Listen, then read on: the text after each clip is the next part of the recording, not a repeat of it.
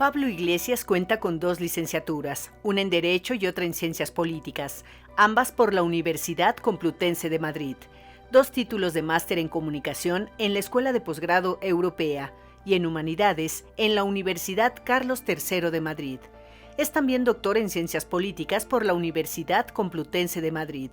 Ha servido como miembro del Parlamento Español, diputado en el Parlamento Europeo y vicepresidente segundo y ministro de Derechos Sociales y Agenda 2030 del Gobierno de España. Fue fundador del partido Podemos y secretario general del partido de 2014 hasta 2021. Es autor de una docena de libros, entre los cuales destacan Multitud y Acción Colectiva Postnacional, Maquiavelo frente a la gran pantalla, Cine y Política, Disputar la Democracia, Política para tiempos de crisis y Verdades a la cara, Recuerdos de los años salvajes. Dirigió los programas de televisión La Tuerca en Canal 33 y For Apache en Hispan TV. Hoy dicta cátedra en la Universidad Complutense de Madrid y dirige el programa televisivo La Base, con el Diario Público, así como el nuevo canal de televisión por internet, Canal Red. Pues qué gusto, aquí estamos con el gran amigo intelectual, político, periodista, Pablo Iglesias. Un gusto. Un honor recibirte aquí en la UNAM. Un placer, muy contento y halagado de poder estar aquí con ustedes.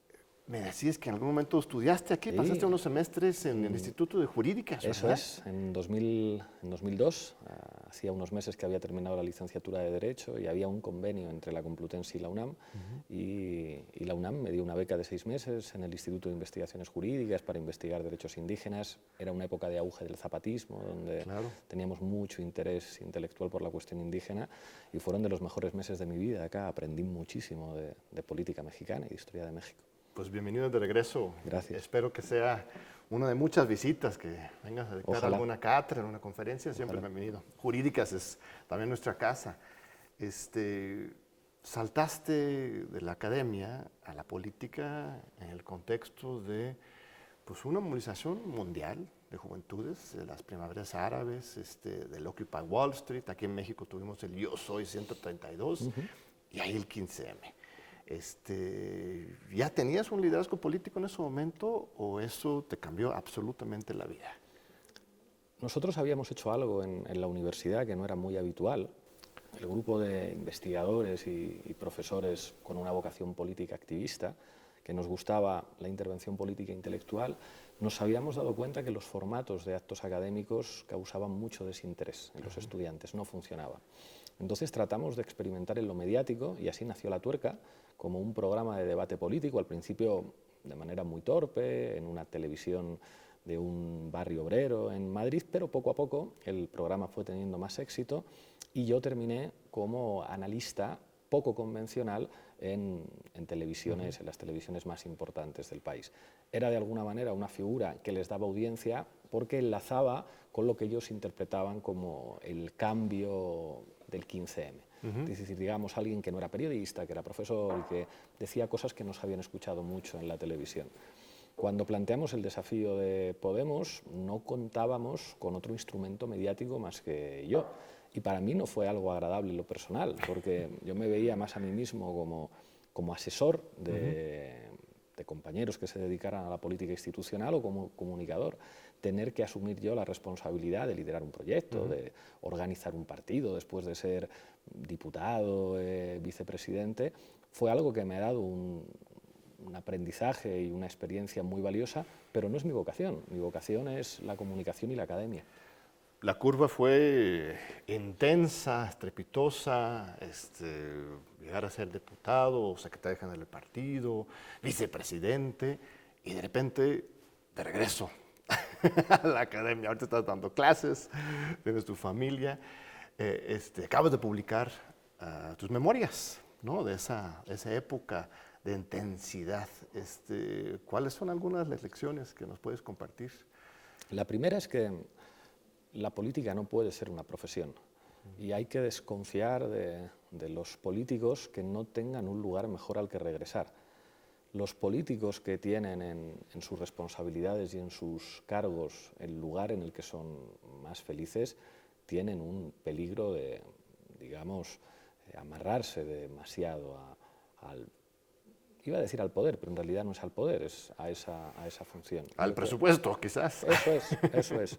Entonces, yo creo que es muy importante que entre las figuras políticas más destacadas todos tengan una profesión que les apasione y a la que puedan volver y recuperar felicidad, porque la política, cuando se practica en determinados niveles, implica un desgaste psicológico, personal y humano enorme. Una de las cosas más amargas que cuento en este libro, en Verdades a la cara, es que a mí la política me ha hecho ver el peor rostro de gente muy hermosa, gente a la que yo conocí, que me encantaba, colocados en la situación de tener que ejercer responsabilidades políticas, sacan su peor versión. Y tampoco estoy 100% convencido de que la política haya sacado mi mejor versión. Me gusto mucho más haciendo lo que hago ahora. He aprendido mucho, pero no volvería a la política. No tienes perspectiva, porque mira, esa coyuntura de 2011, 12, no solo fue explosiva en España, sino también en Francia, en Inglaterra, en Grecia en primer lugar. La primera victoria del gobierno de izquierda fue con Alex Tsipras. Ahí teníamos las reuniones tan emocionantes con Yanis, ¿no? El secretario de Economía, discutiendo con la Troika para renegociar la deuda ahí. Luego los hincaron, bueno, los derrotaron políticamente. Pero tendríamos que tener también un primer ministro Corbyn, un presidente Mélenchon, un primer ministro Pablo Iglesias. ¿Esto era posible en algún momento dado que la izquierda conquistara políticamente a Europa? Cometimos como pueblo errores. ¿Qué aprendemos en este nivel? Nada es imposible, pero es fundamental entender la correlación de fuerzas. La estructura de poder de la Unión Europea no es compatible con fuerzas políticas como la nuestra. Tendrían que cambiar muchas cosas. Sí es compatible, por contra, con los fascistas. Hay que comparar cómo han recibido las instituciones europeas a un gobierno encabezado por una posfascista como Giorgia Meloni, dónde está Berlusconi, dónde está Salvini, con la manera en la que se recibió a una fuerza democrática como Syriza. La Unión Europea se construye sobre lo que podríamos llamar una cláusula de exclusión histórica. Las fuerzas políticas calificables, digamos, en lo identitario como poscomunistas, como críticos con el sistema capitalista, como situadas a la izquierda de la socialdemocracia, no podían estar en gobiernos de la Unión. Esto ha tenido muy poquitas excepciones, una de ellas es Francia y no salió bien, con los gobiernos de Mitterrand primero y después con Lionel Jospin, y en España, hasta que nosotros no llegamos al gobierno, no había habido un gobierno de coalición de izquierdas desde la Guerra Civil Española. La experiencia de Syriza es una experiencia en la que los poderes europeos se conjugan para no dejarles aplicar el programa con el que habían ganado las elecciones. Esta es la estructura de poder europeo. La situación actual, digamos, con un crecimiento de la extrema derecha en Europa, con el reforzamiento de la OTAN como instrumento de política exterior de los Estados Unidos, ojo, esto no es que lo diga yo. Emmanuel Macron hace 2 años decía que la OTAN era un zombi y reivindicaba una política de seguridad de los europeos autónoma con respecto a los Estados Unidos. A día de hoy eso es muy complicado, pero al mismo tiempo hay experiencias también en las que la izquierda está empezando a ser hegemonizada por fuerzas políticas de nuestra tradición. El ejemplo más claro es Francia con Jean-Luc Mélenchon, y veremos a ver lo que ocurre en España. Nosotros estamos mucho más débiles que hace algunos años, pero creo que el Partido Socialista sería muy ingenuo si pensara que en estos tiempos se puede pensar en situaciones estables como las que había en el pasado. Tú has definido la política, la buena política de izquierda, como una política de combate, de conflicto pacífico, al final de cuentas, pero de confrontación. Todos recuerdan tu tour por España en el, ¿cómo lo llamamos? El camión que exhibía la mafia del poder, así lo llamamos. El tramabús, que es, para nosotros aquí el dicho es sería el mafiobús, ¿no? De la mafia en el poder. ¿Todavía hay apetito para esta radicalidad confrontacional en España o esta reducción en los curules de Podemos implica que esa estrategia estaba errada? El odio contra Podemos, que todavía se practica a través de los medios de comunicación, tiene que ver con que nuestra fuerza política ha puesto en el debate elementos que estaban completamente ocultos. Podemos ha dicho que los actores políticos más importantes no son los partidos. Los partidos son actores políticos secundarios. Los grandes actores políticos e ideológicos son los poderes mediáticos, que en última instancia no son más que una expresión del poder económico. y nos hemos atrevido a decir que la profesión donde más corrupción hay en España es el periodismo, porque un periodista que miente es un periodista corrupto, y que si no entra la democracia a la correlación mediática de fuerzas, tenemos sociedades democráticamente muy débiles. El oligopolio mediático que hay en España, la estructura de poder mafiosa de los medios de comunicación, aliados con cloacas policiales y con sectores contrarios a la democracia, es uno de los grandes problemas de nuestro país, y eso lo ha dicho Podemos, y no lo ha dicho nadie más. Hay otras izquierdas que, digamos, asumen que como táctica no criticar a los medios de comunicación, porque entienden que hacer política es seducir a los medios de comunicación, como si fuera una cuestión de actitud seductora. Eso sigue haciendo de Podemos pues la fuerza política más temida por el establishment. Eso es tu España. Gran pecado, o sea, por eso fueron por tu cabeza, Claro. pues. O sea, de plano inventaron esta supuesta trama financiera, ¿no? Incluso hay una grabación de la planeación de este ataque mediático, incluso de parte de un medio Claro. centroizquierda, o Eso esta es la es. Sexta. Comparte igual con nuestro público que no conoce los entretelones de esta Esto trama en tu contra. Fue, a mi juicio, el gran acontecimiento político de 2022, fue que apareciera una grabación en la que un policía de las cloacas, que terminó en la cárcel, un mafioso, está comiendo con un directivo de A3 Media y con el director de una televisión de A3 Media orientada al público progresista.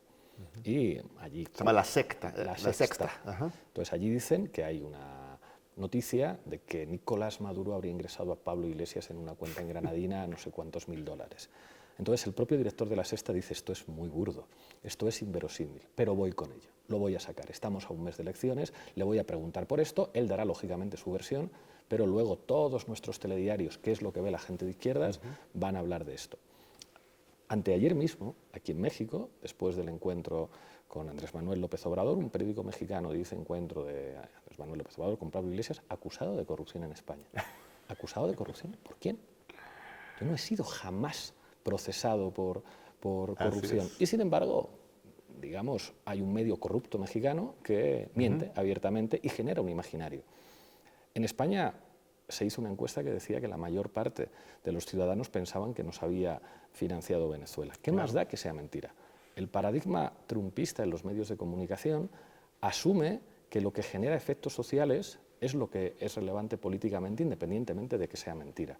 La normalización de la mentira como instrumento político es algo que se ha practicado con nosotros. E incluso si se demuestra que es mentira, el poder ideológico de las fake news y las propias falsedades construyen, digamos, los marcos a través de los cuales la gente piensa. Eso se ha aplicado contra nosotros, pero nosotros hemos señalado claramente a los autores de esa estructura mafiosa. Nosotros llamamos corruptos a los principales presentadores de televisión en España. Y esto lo dicen decenas de miles de personas, cientos de miles en las redes sociales. ¿Cómo no nos van a odiar y cómo no nos van a perseguir?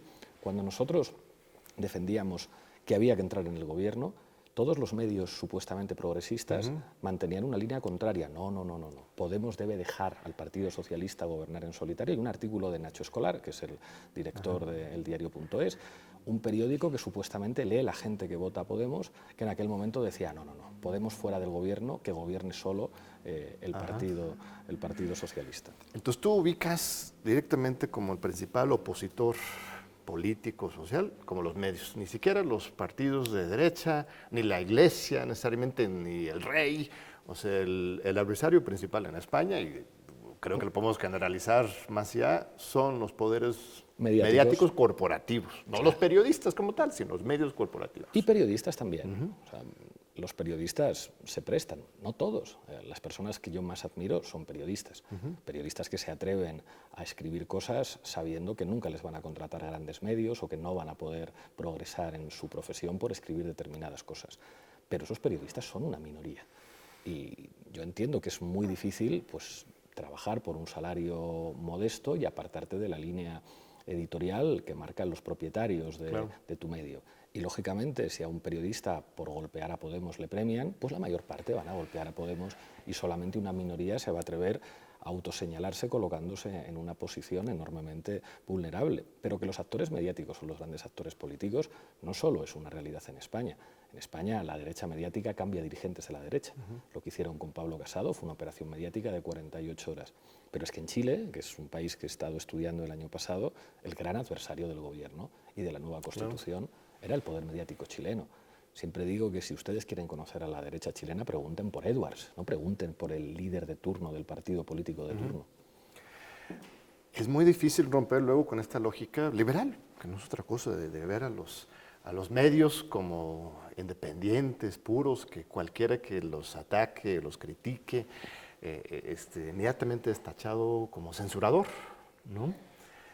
¿Cómo darle la vuelta a eso? ¿Cómo demostrarle a la gente que...? Diciendo la verdad.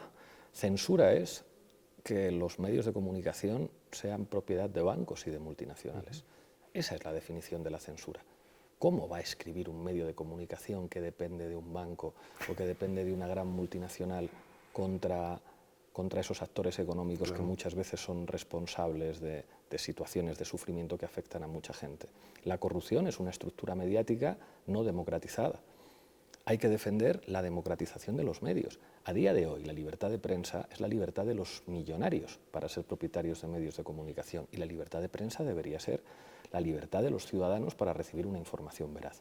¿Por qué las asociaciones estudiantiles, vecinales, gremiales, los sindicatos no pueden tener medios de comunicación? Ojo, no estoy diciendo los medios de comunicación afines al gobierno, los medios de comunicación públicos estatal que controla el partido o la figura que gobierna. No, ¿por qué no se legisla para hacer una estructura de medios comunitarios partiendo de la base de que la información es un derecho, blindando jurídicamente que las organizaciones de la sociedad civil y no solo los ricos pueden acceder al control y a la propiedad de medios de comunicación? En mediocracias, en sociedades mediatizadas como la nuestra, eso es condición de posibilidad de la democracia. Quien dice que los medios de comunicación son independientes es un hipócrita. ¿Cómo van a ser independientes los medios de comunicación si son propiedad de multimillonarios? Muy bien, estimado Pablo. Vamos a seguir ahorita, después de un breve corte, con este fascinante diálogo tan importante con el periodista, el académico, político, Pablo Iglesias. No se vayan. Aquí seguimos con Pablo Iglesias. Gracias por seguir con nosotros. Gracias, estimado Pablo. Un lujo, un privilegio. Para seguir con el tema de los medios, no solo es teoría, ¿no?, que estás planteando, sino que también lo estás llevando a la práctica, una verdadera praxis de generar un nuevo espacio de comunicación, de diálogo. Estás buscando incluso que la gente contribuya por crowdfunding. Va más allá de solamente un proyecto informativo, sino una especie de comunidad de debate, de acción. Cuéntame de esto del Canal Red, ¿de qué se trata? Bueno, Canal Red, que tiene que empezar ya las próximas semanas a emitir, es el resultado del éxito de la base. Yo quería hacer algo a nivel comunicativo después de dejar el gobierno y, gracias al apoyo de Público y de Jaume Roures, pudimos montar un podcast modesto que, sin embargo, sus resultados estuvieron por encima de las expectativas. Se convirtió en una referencia y, además, ocurrió algo que nos sorprendió muchísimo, y es que la mitad de la audiencia de la base es audiencia americana. Y de México en particular, sobre todo, ahora que estaba aquí Ina, sobre todo en México. Cuando vemos las reproducciones es impresionante la cantidad de seguidores que hay en México de la base. Y luego algunos programas que hemos hecho, de hecho, el vídeo más visto de la base es un vídeo sobre los medios de comunicación mexicanos. Y la mayor parte de la gente que vio aquel vídeo, 1,4 millones de personas, eran mexicanos. Se conectaban desde México y desde Estados Unidos. Entonces, Canal Red, con alianzas privadas, también con el apoyo de Jaume, pero también con sistemas de autofinanciación, con un crowdfunding que nos ha ido muy bien y con un sistema de suscripciones que vamos a poner en marcha, quiere ser una televisión por Internet. Una televisión por Internet que asuma además que los nuevos formatos audiovisuales que se distribuyen en las redes sociales son la televisión del futuro. Y eso se ha acelerado además con la pandemia. Que las, digamos, viejas televisiones con grandes grúas, con grandes platos iluminados, van teniendo poco a poco una estética vieja que se aleja de los hábitos de consumo, sobre todo de la gente más joven. Y quiere ser una televisión con una pluralidad de programas y de formatos, con una línea editorial progresista, de izquierdas, teniendo claro que tenemos que ser muy rigurosos. Una de las cosas que a mí más me enorgullece del trabajo de la base es que jamás nos han acusado de mentir. Nunca han tratado de decir esta información es sesgada, esta información está manipulada. Hemos demostrado que se puede hacer periodismo respetando el rigor, sin ocultar tus ideas y sin ocultar tu voluntad política, tus objetivos políticos. Has hablado del periodismo intencional, ¿no? Con propósito, con causa, pero eso no está peleado con el rigor. Es que esa es la cosa. Luego la gente cree que tiene que ser objetivo, desinteresado para poder ser riguroso, pero puedes tener convicción y disciplina. No puede haber periodismo no intencional. Es más, yo diría a todo el mundo, no se fíen de quien le diga que no tiene ideología, que no tiene valores. Solo puede haber periodismo con valores. Lo que hay que exigirle al periodismo no es que no tenga un enfoque, que no tenga una manera de valorar o de enfocar los hechos. Hay que exigirle que no mienta sobre los hechos. La teoría de los hechos alternativos, que aparece en esta película de Loudest Voice, en la que se explica el paradigma de la Fox, en la que normalizan la mentira como instrumento político comunicativo, es lo que ha normalizado la corrupción en el periodismo. Es legítimo que haya medios de línea conservadora. Lo que no es legítimo es que mientan y lo que no es legítimo es que solo haya medios de comunicación con una línea editorial conservadora. Nosotros queremos que Canal Red sea un canal de orientación iberoamericana. Hay 400 millones de hablantes del castellano a los que queremos dirigirnos. No queremos hacer una televisión solo desde España. De hecho, va a haber compañeros en México, en Chile, en Argentina, en Uruguay. Vamos a intentar que en más países que van a hacer programas que van a salir en Canal Red, para trabajar la información política, la información internacional, pero también el humor político. A mí me gustaría que pudiéramos tener también algún programa infantil, me gustaría que llegado el momento pudiéramos tener algún programa sobre deportes, digamos un canal para dar la batalla de las ideas a través de formatos televisivos, audiovisuales. Te iba a decir que necesitamos esto también en México porque una de las grandes hazañas de este sexenio, de las mañaneras, donde Andrés Manuel que ha estado haciendo el equilibrio a las mentiras y los ataques de estos medios corporativos. Ha sido muy efectivo, pero pues, el sexenio casi se acaba Claro. y aunque el siguiente presidente haga lo mismo, pues no va a tener el mismo impacto. Los medios públicos se han diversificado, pero hace falta justamente este espacio también en México, en toda América Latina, porque aquí no sé si está peor o no, pero estamos sufriendo fenómenos muy similares a lo que ustedes sufrieron ahí en España. En México hay dos cosas que a mí me interesan mucho. Las mañaneras como dispositivo comunicativo. Ahí tengo la intuición de que no sé si ese mismo dispositivo funcionaría con un liderazgo diferente. No sé si podría haber mañaneras sin AMLO. Y luego, por otra parte, un país que ha tenido, pues, quizá las televisiones más importantes y mejor financiadas de América Latina, en el que, sin embargo, buena parte del mejor periodismo se hace en YouTube. Y eso es una realidad de México. Lo que pasa es que tampoco debemos hacer virtud de la necesidad. Que algunos comunicadores a través de YouTube hayan sido capaces de cuestionar la hegemonía de los grandes medios no nos debe hacer dejar de aspirar a hacer formatos de calidad bien financiados para competir en el mercado de las emociones, en el mercado de las ideas, que es lo que en última instancia determina los comportamientos políticos. Yo a veces me siento perplejo cuando hay gente de izquierdas que todavía piensa que el elemento fundamental que explica el comportamiento electoral de un ciudadano es cómo le han afectado las políticas económicas de un gobierno determinado. La gente no vota por eso, la gente vota por valores. La gente vota a través de una serie de valores disponibles en su interior con los que enfoca los temas que terminan definiendo una campaña. Claro. Es una batalla ideológica y mediática. ¿Que lo material afecta en eso? Claro. ¿Que las políticas públicas afectan a eso? Por supuesto que sí, pero en clave ideológica. Si no, la izquierda ganaría en todas partes porque la gente trabajadora es mayoría y no ocurre eso. Así es, no, regresando a lo de YouTube, YouTube también es una empresa y hay una dictadura de la censura en YouTube, te quitan la monetización. Y del algoritmo. Ajá, exacto. A ver, vamos a la cuestión teórico-filosófico, porque pues, eres académico, profesor, filósofo, estudiaste ciencia política, tu doctorado que fue Hice teoría. Primero Derecho, luego Ciencias Políticas y un doctorado sobre movimientos sociales, sobre los movimientos globales, y luego estuve en Suiza haciendo un máster muy interesante en el European Graduate School, donde tuve como profes a gente increíble como Giorgio Agamben, como Slavoj Žižek, como Judith Butler, y ahí se hacía filosofía de los medios, filosofía de la comunicación, se estudiaba lo que significaba el psicoanálisis en la comunicación y ahí aprendí cosas que después me sirvieron mucho. Acabamos de tener, de hecho, a Judith Butler aquí mismo en este programa, muy interesante diálogo con ella, recibió ella el doctorado honoris causa de la UNAM. A ver, de los las fuentes teóricas tuyas, o sea, es Gramsci, es Bakunin, es Althusser, Foucault, ¿por dónde recomendarías a un joven teórico hoy como para entrar en el meollo de la disputa ideológica hoy? Gramsci siempre es una referencia para todos los que les interesa investigar la política en nuestras épocas, porque es quizá el gran marxista con una formación en marxismo clásico que da importancia a lo que significa la cultura, que da importancia a lo que significa el campo de batalla ideológico, es el que define la correlación de fuerzas a través de categorías como la hegemonía, que es absolutamente determinante para entender la política en las sociedades avanzadas. Los demás, por supuesto, que también son referencias muy importantes. Aquí haré una provocación, hay algo muy curioso, y es que buena parte de los autores marxistas que han terminado preocupándose por la ideología y que han tratado de hacer, digamos, una teoría sobre cómo funciona la ideología, han terminado teniendo que utilizar a Lacan.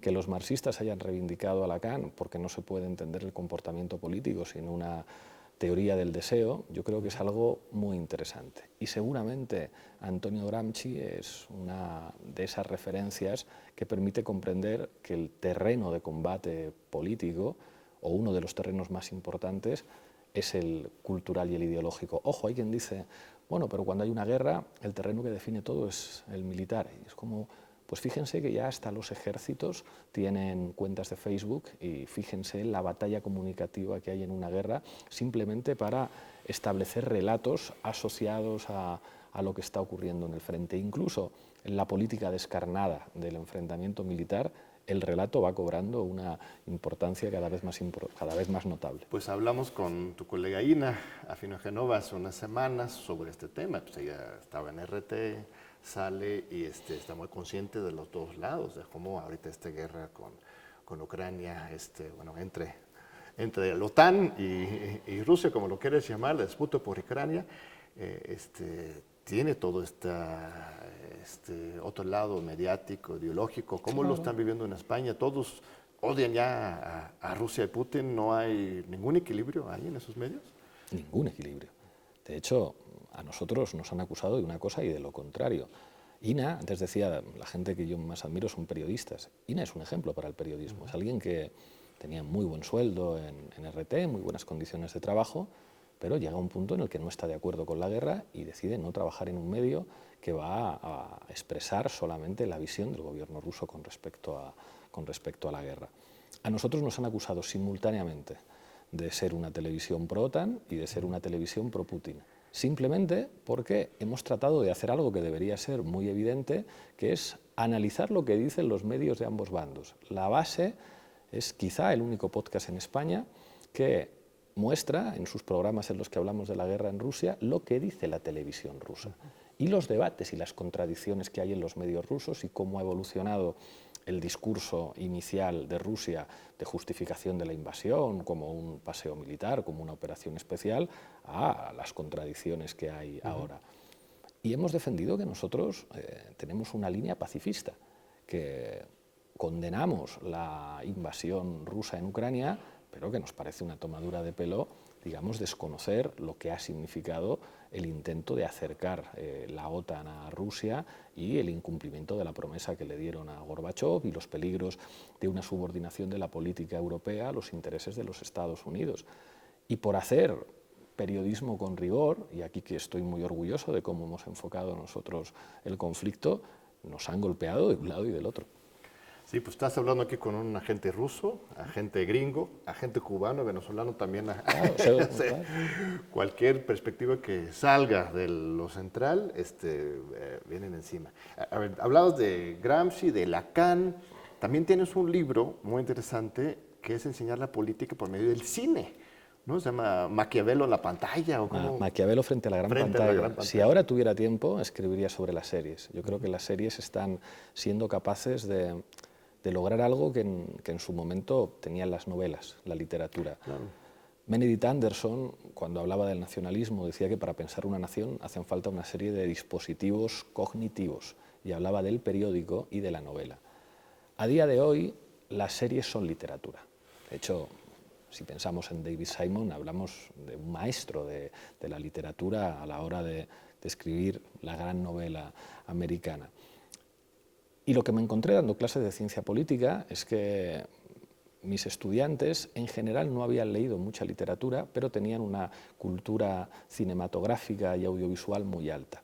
Y explicarles grandes temas de la política a partir del cine y a partir de las series de televisión me permitía llegar muy lejos e incluso pues, a lo que aspira un profesor es a lograr que sus estudiantes se fascinen con los temas que enseña.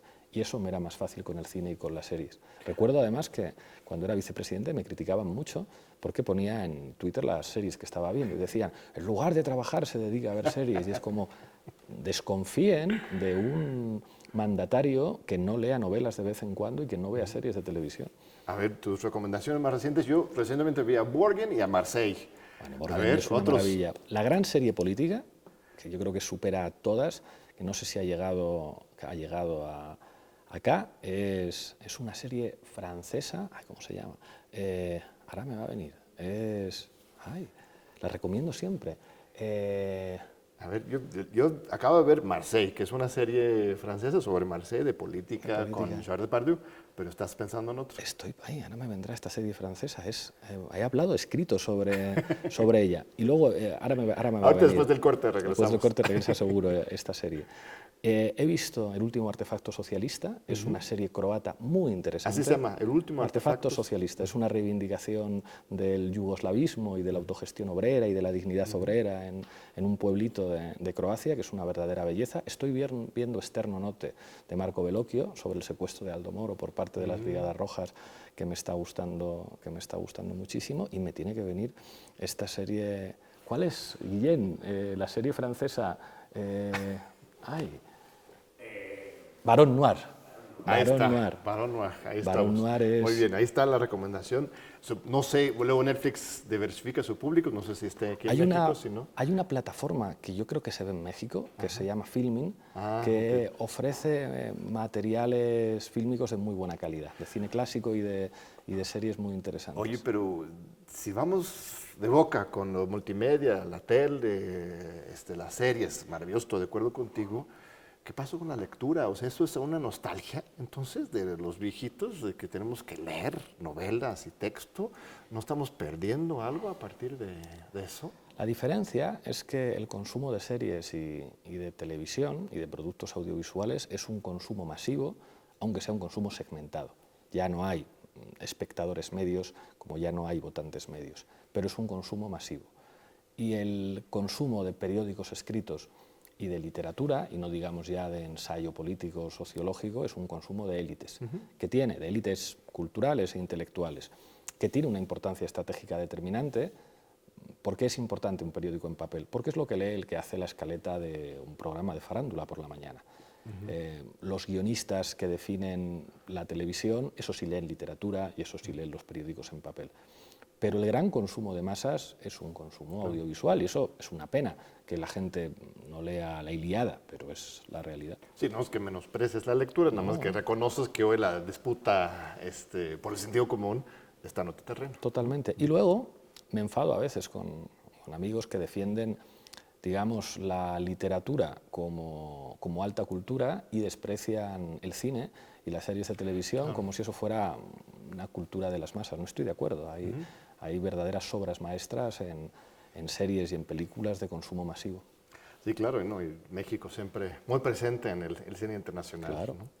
Muy bien, pues vamos a un segundo corte y regresamos para nuestro gran cierre, remate con Pablo Iglesias. No se vayan. Aquí seguimos con Pablo Iglesias, amigo, compañero, aquí en la sala mexicana, por cierto, de la Biblioteca Nacional de México, que es también la Hemeroteca Nacional. Le agradecemos mucho al director Pablo Mora por abrir este espacio, al equipo de TV UNAM y a ti, desde luego, Pablo. Pues vamos sobre América Latina, ¿no? Nos tardamos mucho en llegar, pero es un tema central. Esta segunda ola, estuvimos también en este programa dialogando con don Álvaro García Linera, amigo común.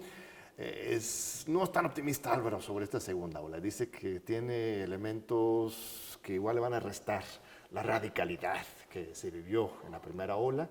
Hay otros puntos de vista, más bien, pues ya estamos con Brasil y México, todos juntos. Esto no había ocurrido antes, esta conjunción histórica de que todos estamos ya en esta línea. ¿Cuál es tu evaluación y tu análisis? A día de hoy, América Latina es la gran reserva ideológica de la izquierda a nivel mundial. Mi trabajo aquí, y viajo mucho a América Latina, es aprovechar que por haber sido quien fui, tengo acceso a algunos de los principales dirigentes de la izquierda latinoamericana para convencerles de que tan importante como las políticas públicas que implementen es que den una batalla cultural y que esta vez establezcan las bases del combate cuando a lo mejor no seguimos gobernando. En sistemas políticos pluralistas, con competición electoral, el éxito de la izquierda no puede depender de ganar indefinidamente las elecciones. Hay que construir instrumentos culturales, instrumentos ideológicos, y esos son instrumentos mediáticos.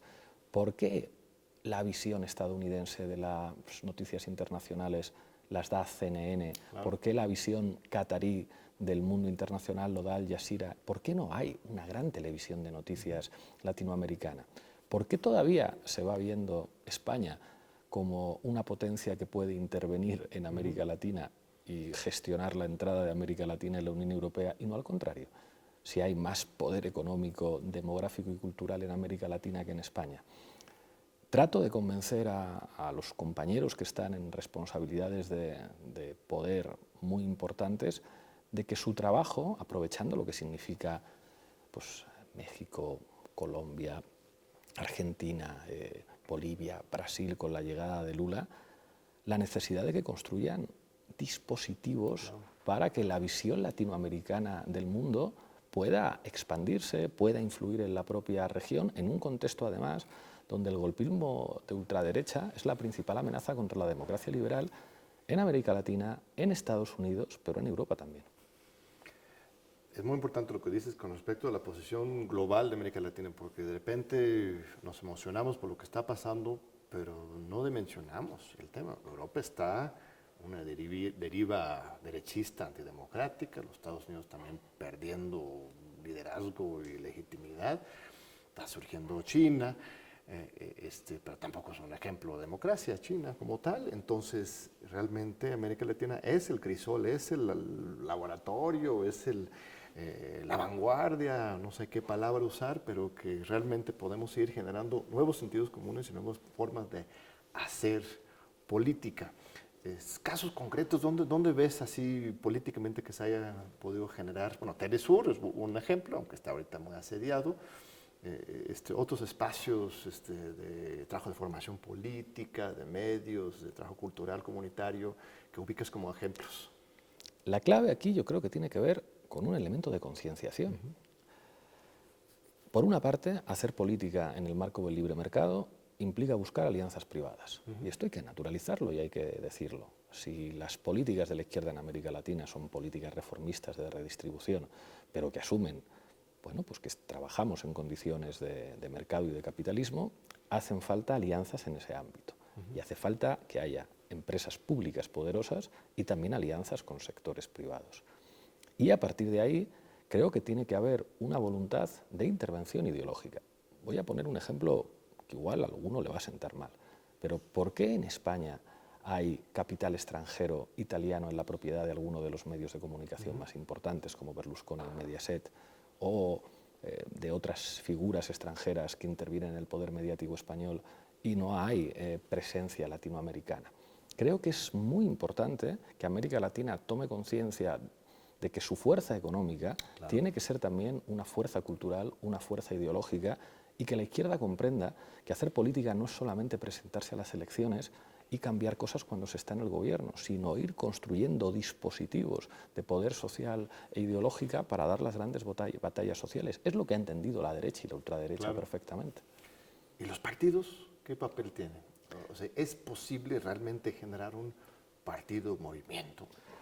¿O impera necesariamente esa oligarquía centralizada y la lógica de pragmatismo y el dinero, que relatabas en la primera parte, que es una loca esperanza, todavía factible eso de un movimiento partido.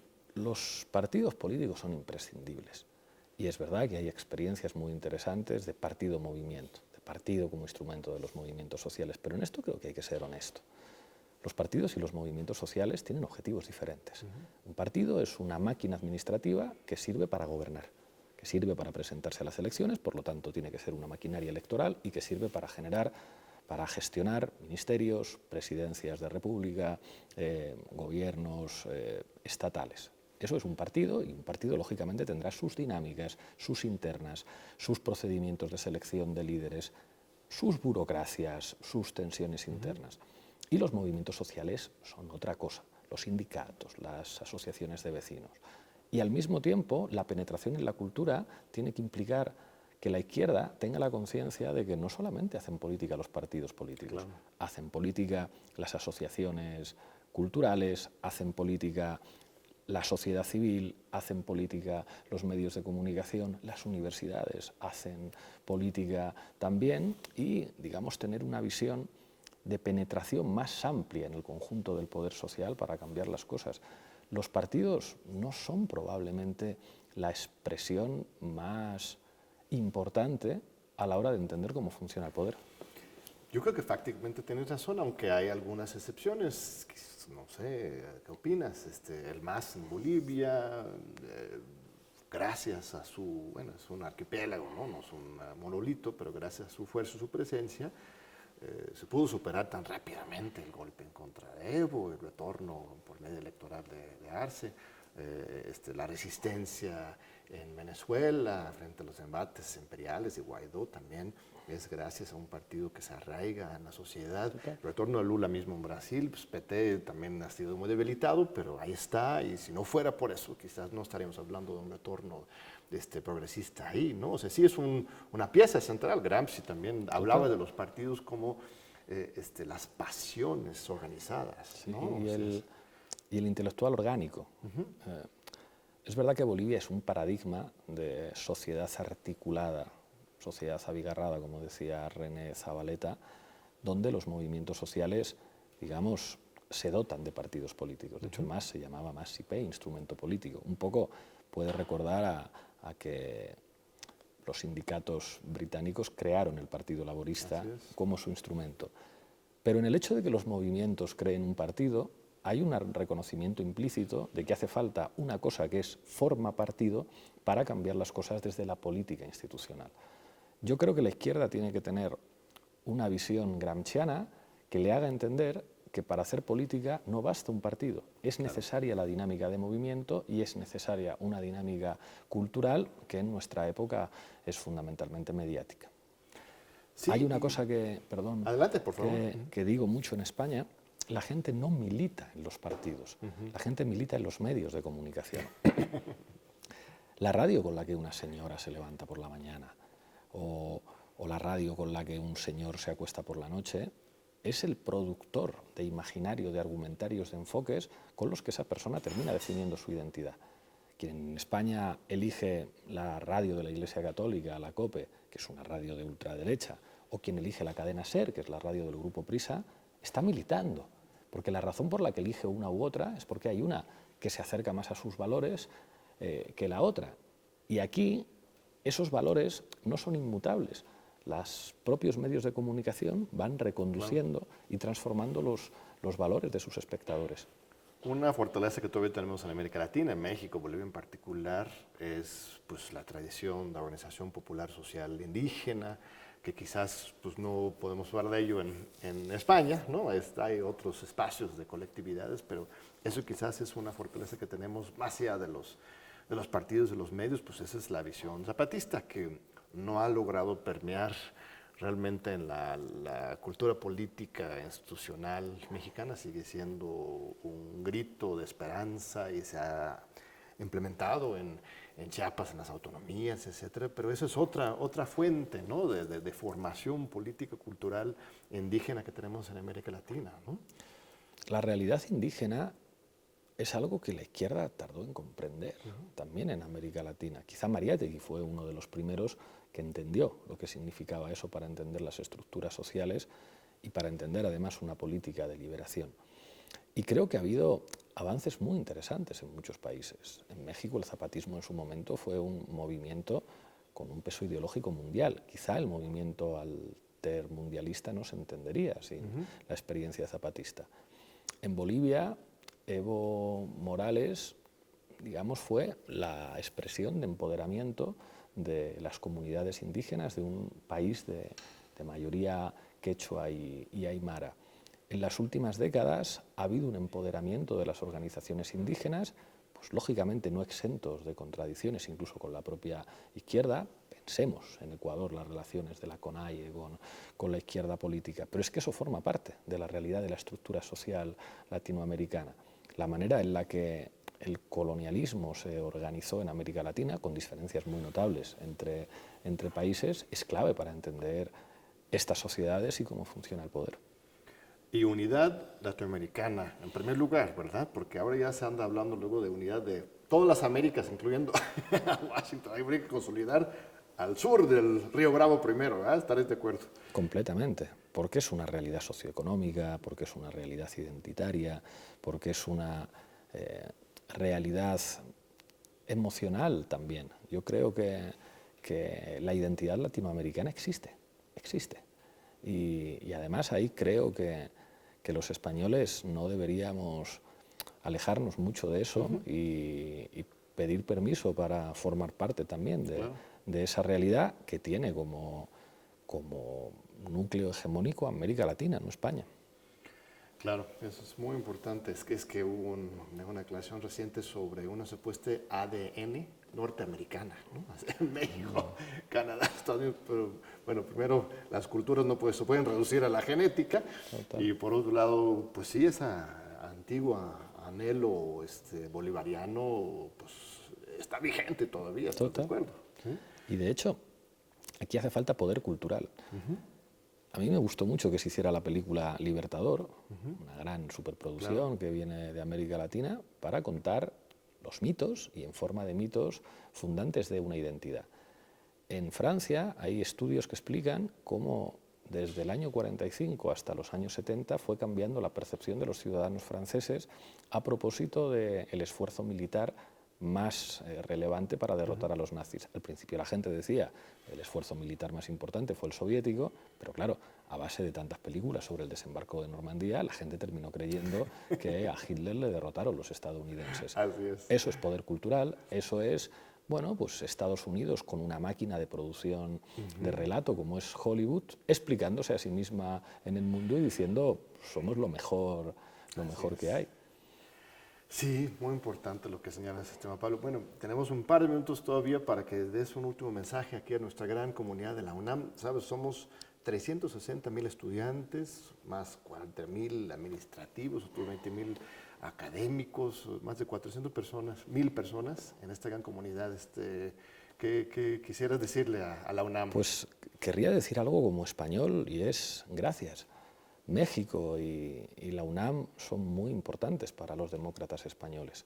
Este es el país donde se exilió buena parte de lo mejor de mi país, donde mis abuelos estuvieron a punto de exiliarse, y un país en el que siguió viviendo hasta el día de hoy una parte de la identidad democrática y liberadora española. Entonces creo que un español cada vez que arriba a México lo que tiene que hacer es dar las gracias y especialmente a esta universidad que permitió que muchos profesores exiliados pudieran seguir formando jóvenes aquí y que les hizo mexicanos.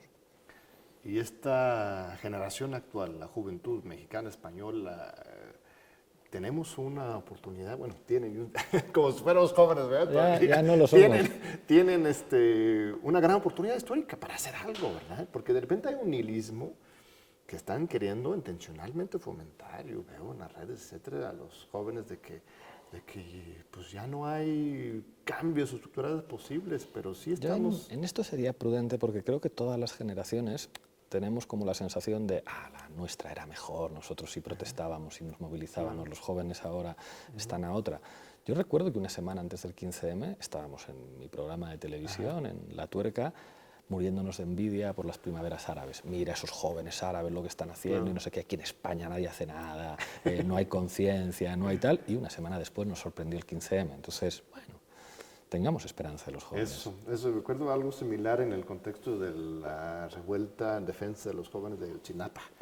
En 2014 había llegado Peña Nieto, en 2012, parecía que ahora sí ya se había acabado la historia, ¿no? Ya, qué cosas, tanta lucha por la democracia para terminar en ese tipo de régimen, y de repente de un día para otro todas estas corrientes de resistencia a conciencia salen y nos dan dirección, y pues hay que apostarle a ello.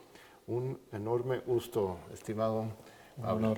Un honor. Al contrario. Gracias de corazón. El honor es nuestro, y pues espero que nos sigan viendo. La semana que entra tenemos otro programa aquí de Leales por la Democracia, y vamos a invitar a Pablo también de nuevo aquí a la UNAM, que dé alguna conferencia. Estén atentos para seguir aquí en TV UNAM y seguir los trabajos de Canal Red y todos los otros proyectos que está planeando Pablo Iglesias. Nos vemos en 8 días.